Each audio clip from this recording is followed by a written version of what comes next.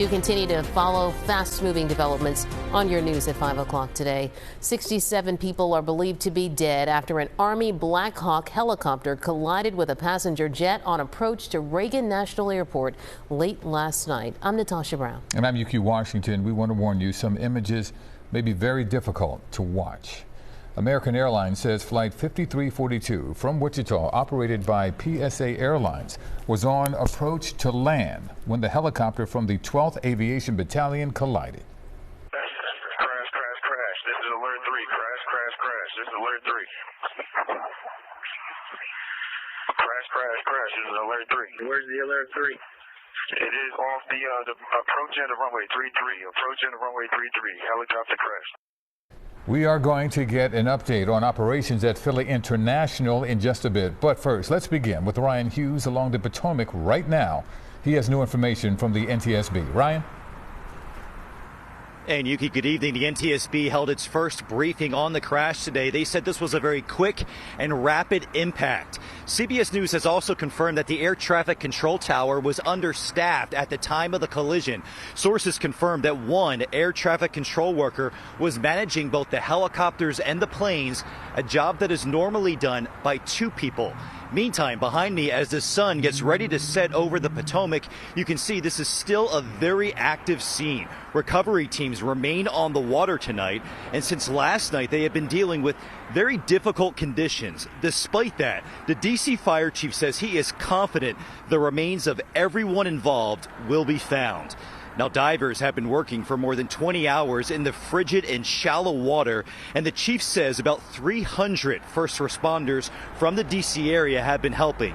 The plane, American Airlines Flight 5342, it broke apart, and officials say they found at least 3 sections in the Potomac after it collided with the Army Black Hawk helicopter.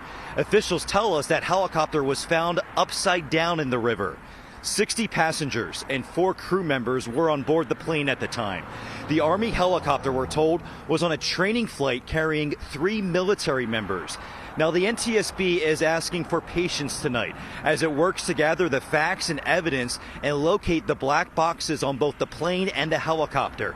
Officials say they will look at both the human, the machine, and the environment to determine what caused this deadly collision. We are all here because this is an all-hands on-deck event. And we're here to assure the American people that we are going to leave no stone unturned. What happened yesterday shouldn't have happened. It should not have happened.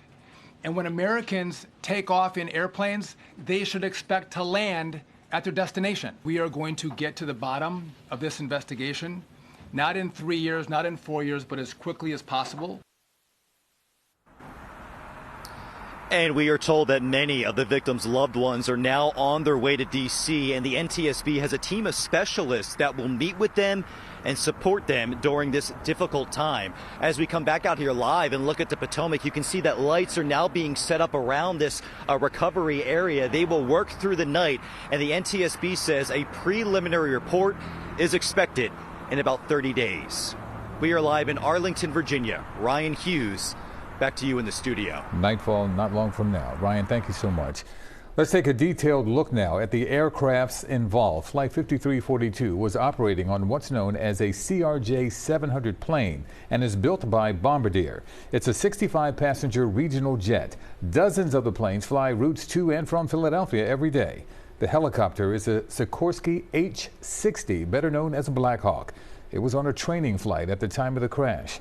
More than 5,000 of these military choppers have been built. 36 governments across the world use the Black Hawk.